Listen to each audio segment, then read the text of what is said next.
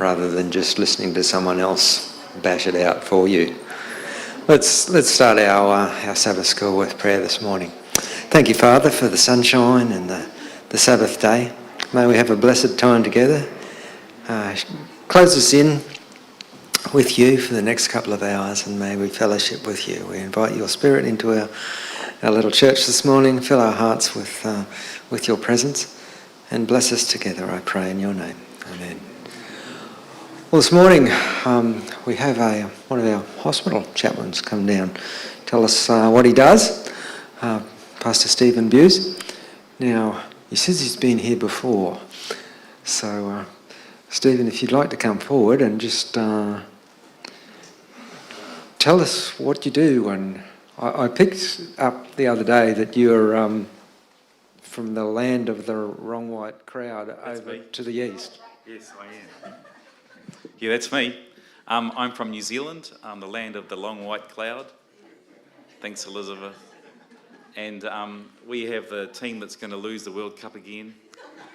We won't go into that. I'm brokenhearted about it already. It hasn't even happened. So for those that don't understand, this is the game that we'll be playing in heaven. You ask any Samoan and they will tell you that when we go to heaven, we'll all speak Samoan and we'll all play rugby. Isn't that right?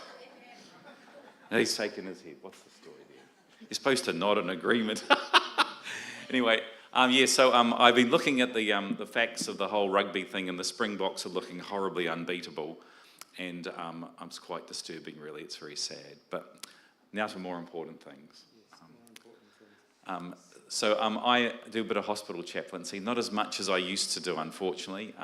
The conference, in their wisdom, at the end of the year before last, asked me to shift from Melody Park, the retirement village where I was the chaplain, and move to Victoria Point because the guy who was the chaplain there had the audacity to retire. Like, what do you mean retire? Can't do things like that. So he retired, and they rang me up the week before Christmas, and I thought, I'm safe, I'll be staying where I am, it's all really good. And Brett said to me, we'd like you to move to Victoria Point. And I said, why? Which I thought was a pretty reasonable question, don't you reckon? So he explained all the permutations and all the dominoes falling, and then said, and so that's where we're at. And I said, oh, fair enough. So I moved to Victoria Point at the beginning of last year as the chaplain and pastor of the church out there. And it's quite a lot larger than Melody Park. In fact, it's about 4.5 times bigger. And I really don't have the time to put into hospital chaplaincy that I used to have. But I said to Brett, can I still do it one day a week? And he said, yes, that will be okay. So on Wednesdays, I go out and do hospital chaplaincy. And I also coordinate the few volunteer hospital chaplains that we have here in southeast Queensland. Which hospitals do you cover, or you just go wherever you need it? Well, I will go wherever I'm asked, but generally I go to Greenslopes, St Andrew's War Memorial, which is beside the conference office, so I park at the conference office and walk up the hill, so it's good for me. And then I go to the Wesley, and I go to PA. I used to go to the Mater, but it was just getting too difficult, so I stopped going there. I spend most of my time at the PA, so Princess Alexandra, and I think it's one of the best hospitals in the world.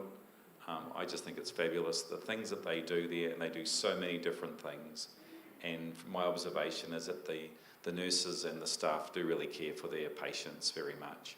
And so I think it's a fabulous hospital. So Stephen, are you the only hospital chaplain that the church has, or are you one of a few? Well, I'm the only one who's employed, so which is kind of a good thing for me and tough for all the others, I suppose. But so I'm employed one day a week to do hospital chaplaincy, although if you ask the retirement village people, they'll remind you that they pay my wages and nobody else. So anyway, I'm employed to do it, but I do have a number of volunteers who are retired folks who want to be involved in hospital chaplaincy, and they do a really good job.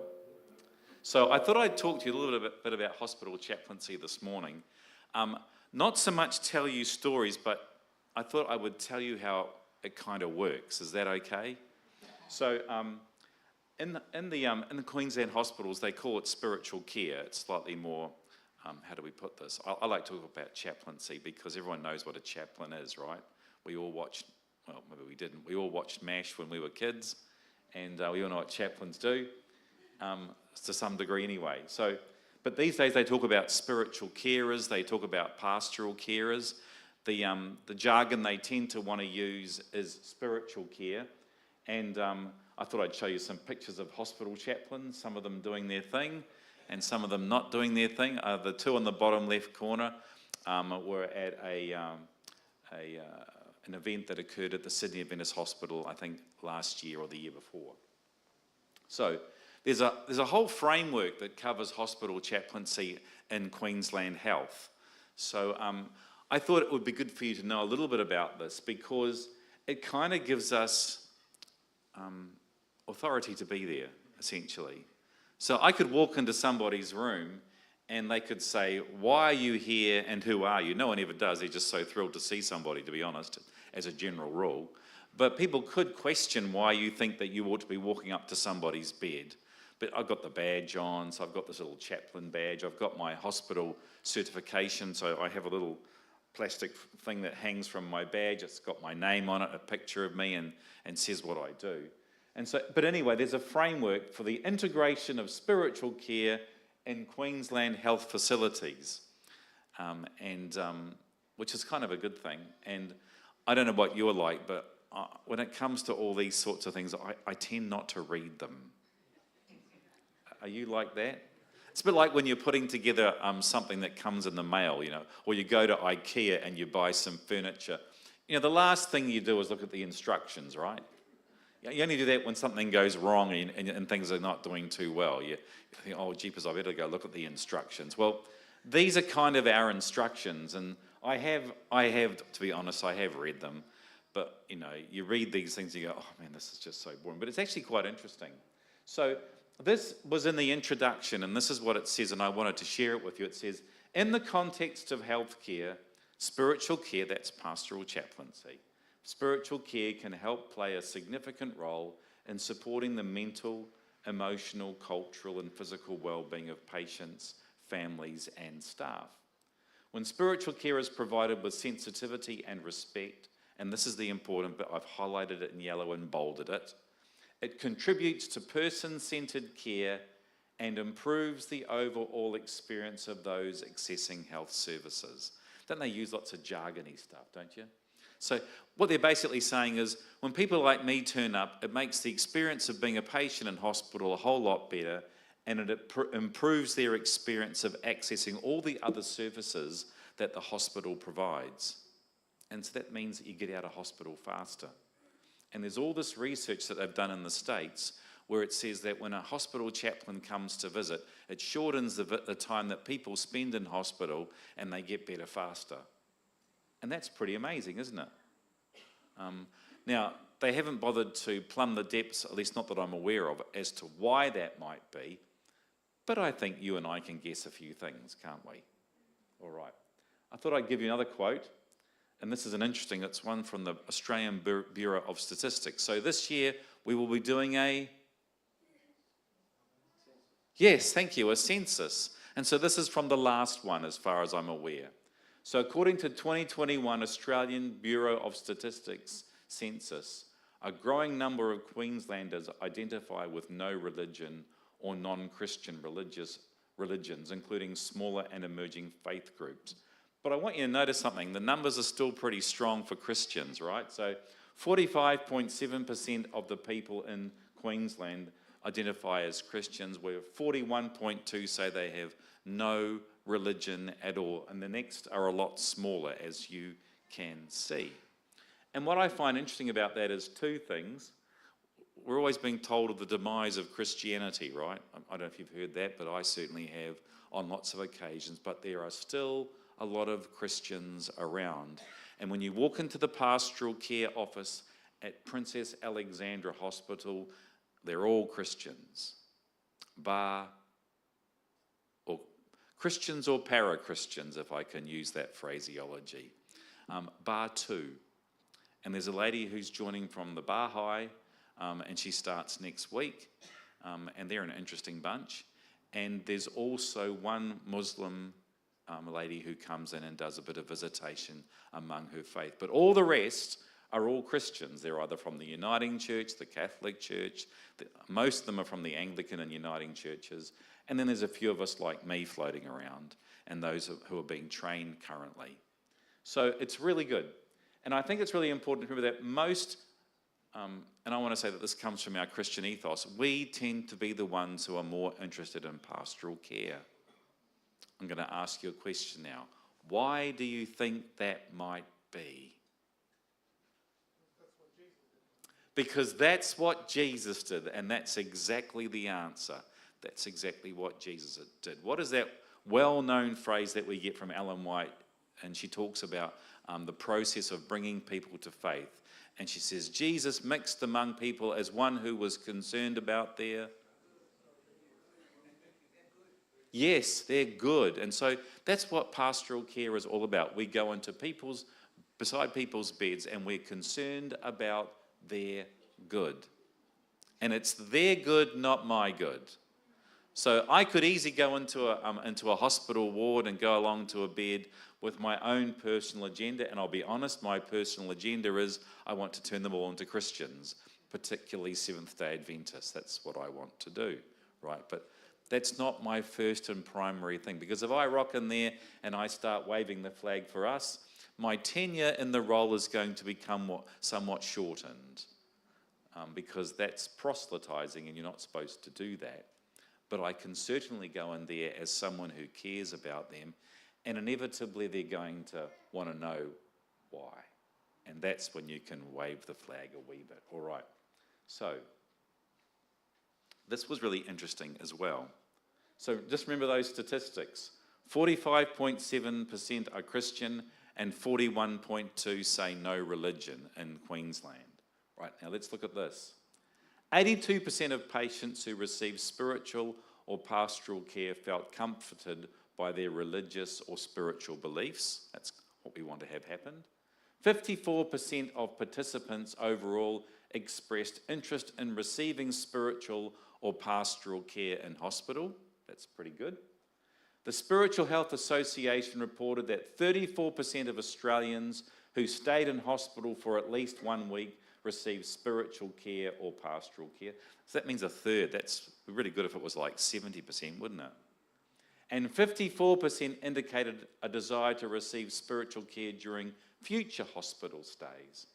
That's quite a good result, isn't it? It means that those that are providing spiritual care are really doing a good job. Now, this is the one that I really want you to notice. Interest was especially high among younger Australians. 64% of Gen Z and 62% of Gen Y expressed interest in receiving spiritual care in hospitals. Now let's click back a slide. Now, who would you think would mostly be represented in the no religion category? Yeah, you'd think that, wouldn't you? So you'd be thinking Gen Y and Gen Z, wouldn't you? And yet it says that 64% of Gen Z. So here comes the hard question. I have to admit, I looked it up on the internet because I wasn't altogether sure. Who are Gen Zers? And I can tell you now, it isn't me. All right. Who are Gen Zers? That's right. It's about the year 2000. I Googled it and I wrote it down. So Gen Z are people who are approximately between the ages of 14 and 29 years of age. And we would automatically assume in Australia that they're the ones who would fall into the category of largely no religion. You know, I look at my relatives who are in that age, and they're largely no religion. They terribly nice people who like a glass of wine, who are very friendly, very nice, but not really religious at all. Okay, and they're all Gen Ys, Gen Z. Sorry, oh my goodness, my brain. All right. So if we know that the Gen Zers are 14 to 29 years of age, that kind of gives you a hint as what the Gen Ys are, right? So Gen Ys are 30 to 45. Once again, people who are very busy with families and all the rest of it. And we would assume that they would fall into the no religion category largely. And yet 62% of Gen Ys expressed interest in receiving spiritual care in hospitals. That tells you something. What does it tell you? Yes, people are more interested in religious things than we are inclined to give them credit for. And there are certain places where spiritual conversations can happen really, really easily. And one of them, despite what I said about proselytizing before, is in a hospital, because people are in crisis. Things are not going as well as they ought to be. I was told I had 20 minutes. Oh my, and the time just seems to march by, doesn't it? I was on the phone this morning to my dad. He's in hospital. He had a fall yesterday.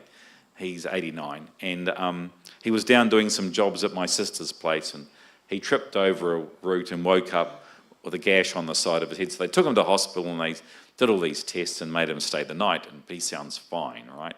Now, what did I tell you that? There was a reason. He's in hospital. Maybe that was what I can't remember. All right. That's right, yeah. All right, so research shows that spiritual care can reduce stress, anxiety, and emotional distress, improve coping and resilience in times of crisis or serious illness, support culturally safe and respectful care, enhance satisfaction with the overall healthcare experience, and we really want that, and promote compassionate and dignified end-of-life care. So that's what spiritual care seems to have an impact on. So pastoral care, hospital chaplaincy really is important, and it's a wonderful opportunity. I particularly think the first one's most important, to reduce stress, anxiety, and emotional distress. You help lower that for somebody, they're going to really appreciate you. And when you walk back to the bed the next time, if they happen to be in hospital for more than a week, in my case, they're always pleased to see you. All right. Enhance satisfaction with the overall healthcare experience. You'd think that would mean that Queensland Health would want to put money into it, wouldn't you? But they don't. All right. Moving right along. Oh, I've done something wrong. Can you click the next slide, please? Thank you. Okay, so in the framework for the integration of spiritual care in Queensland health facilities, there are 6 key KPIs, I suppose, key point indicators. And I want to note the first 2. Remember, it's patient-centred. So it's not about what I want to achieve when I come to visit the patient. It's not my agenda for where I would like this conversation to go. It's what the patient wants to talk about. Okay? So spiritual care is tailored to the individual's unique spiritual, cultural, and emotional needs. It acknowledges that each person's story and experience matters. So when I go and visit, I don't know, Elizabeth in hospital, I don't go there and say, well, I think this is what Elizabeth needs, so I'm going to have a conversation about this. I go, hi Elizabeth, how are you? How's it going? Or something like that. Some sort of opening question that gives her carte blanche to talk about, if she wants to, whatever she wants to talk about. It's not about what I would like to talk about. And I'd like to sit down and talk about Romans 9, 10 verse 9, If you confess with your mouth that Jesus is Lord and believe in your heart that God raised him from the dead, you will be saved. That's where I want to go, but that might not be where Elizabeth wants to go. So it's about what she wants. The second thing is, every patient has a right to access spiritual care when needless, regardless of their background, belief system, culture, language, or identity. And that's very important. All right. Okay, I think this is my last quote from the framework. Spiritual carers are trained professionals who provide emotional and spiritual support to patients, families, staff, and carers, regardless of faith or belief. And that's obvious. Spiritual carers may have particular faith backgrounds, however, the way in which they provide spiritual care is not defined by their faith denomination. The spiritual care they provide is to be responsive to the individual patient's spiritual needs. Their role includes offering person-centered support, providing grief, loss, and end-of-life support. I don't do a lot of that latter one. Participating in team meetings, supervision, and referrals. So that means that in theory, spiritual carers are actually on the group that provide the care for the patient that's discussing their case. And that does happen with the senior chaplain at PA. Supporting multi-faith relationships within the health service, they may be employed or serve in a volunteer capacity, and most of us from all faith groups are volunteers. And then there's authorised faith visitors, and we'll skip over, well actually no we won't. Most people are authorised faith visitors. So that means that they generally visit the people from their own faith first. But that's not always the case. So if you're lucky enough, when you come and say to me, Stephen, I really want to have a go at this, if you're lucky enough to go to Logan Hospital, they just give you a ward and off you go. So you get to visit anybody and everybody. But if you decide that you want to go to PA or something like that, they'll say, oh great, another Seventh-day Adventist, and they will give you the Seventh-day Adventist list of patients, and you can go and visit any of them. And sometimes, if you're really lucky, the head chaplain will say to me, Stephen, there's this guy that we think that you'd make a connection with. Can you please go and visit him? And so I do. So I want you to notice the bit at the bottom. The responsibility for training and supervision of these faith visitors remains the responsibility of the authorising faith community. So we provide training, and it's really, really good training. And the provider for training is an outfit called QICPE, which is the Queensland Institute of Clinical Pastoral Education. That's a big mouthful, isn't it? But it just means they train you to provide pastoral care in a clinical setting. That's what that means. So in a hospital or a nursing home. And more people who act as chaplains are doing this training. So all the military chaplains, they all do CPE, or clinical pastoral education. Even some of the education chaplains are moving down this road. Anybody who works in hospital care or retirement village care has to do CPE, and it's jolly expensive. So for one course, it costs that much money. But the good news for you is that we have a wonderful facilitator called the South Queensland Conference, and every year they give me 3 budgets to put 3 people through the course. So there is no expense, although you are expected to complete it. Nothing worse than paying for somebody halfway through, they go, oh, blow it, I'm not going to do it now. It's still too hard. And then you go, well, I'm $2,650 out of my budget for naught. But that has never happened, and I'm sure it never, ever will. And it's really good. I've done the training 4 times. I hasten to add, it didn't cost me $2,650 each time. I think one time it was only about $800, but that was a few years ago, and now they've set the price across Australia and New Zealand. It's the same price everywhere. And the requirements are getting tougher, but they're not impossible by any stretch. And if you've been to high school or whatever, you'll have no trouble. And it's really good. You get to do some reading, you get to meet other people from different, usually Christian backgrounds, and you meet as a small group of 6 people, and you meet, well, it depends how the trainer wants to organise it, but generally speaking, when I did it the first few times, it was every week for about 12 weeks. And you would be supervised every time. So you would either come and you would share an interaction with a patient. It's called a PER. When I was starting, they were called verbatims, but they really weren't verbatim because you couldn't say, I just want to record this interaction, I'll just put my recording device down. You had to kind of remember how the conversation went. And you would make sure that it was private so that nobody knew who was being talked about.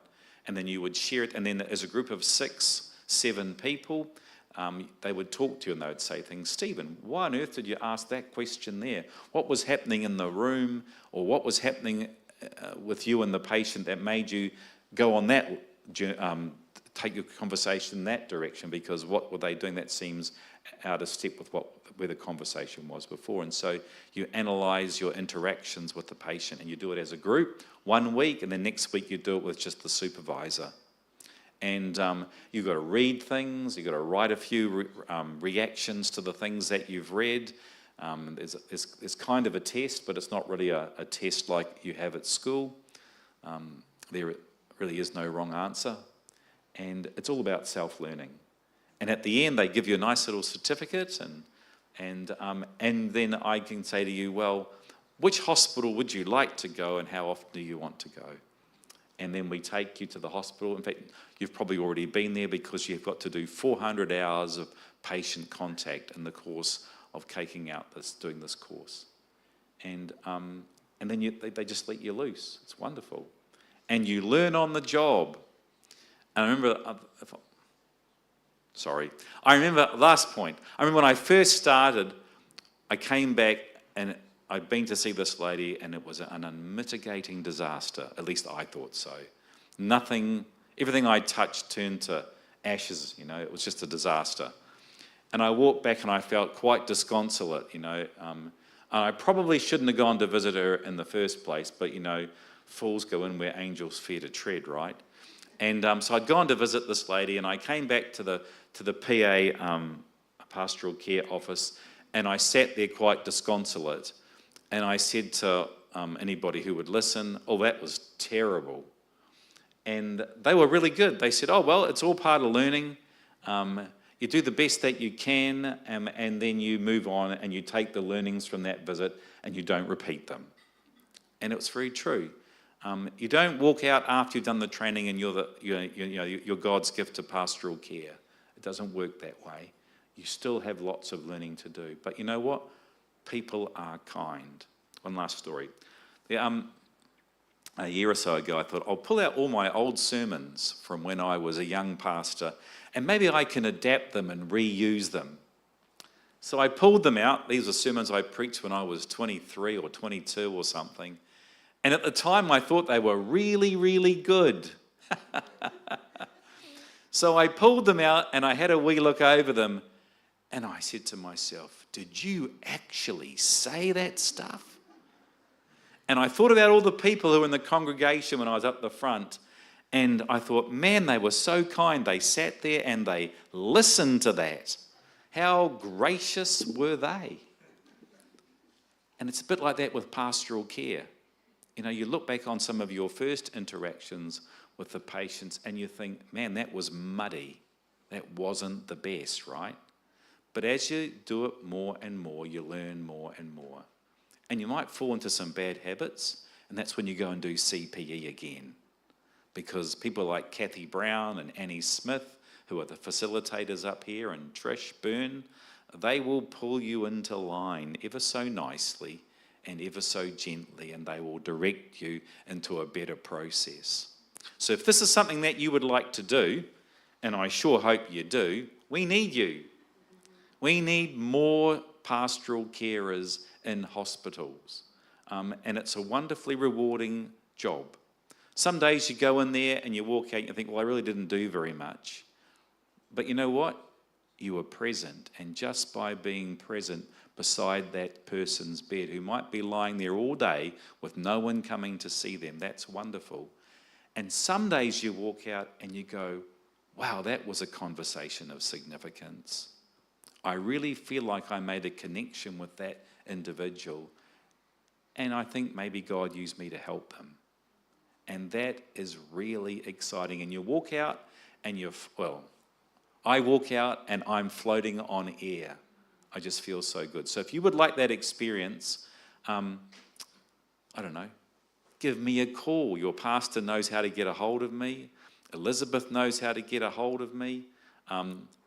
James, I think you rang me the other day. James knows how to get a hold of me. Just give me a call and I'll be happy to direct you and give you an opportunity. Thank you so much for listening to me. I'm thinking to myself, I'll never use up the time, but I have. God bless you, each one. Thank you, Stephen. Well, we'd better ask for the deacons now to come forward and collect our mission offering for this morning.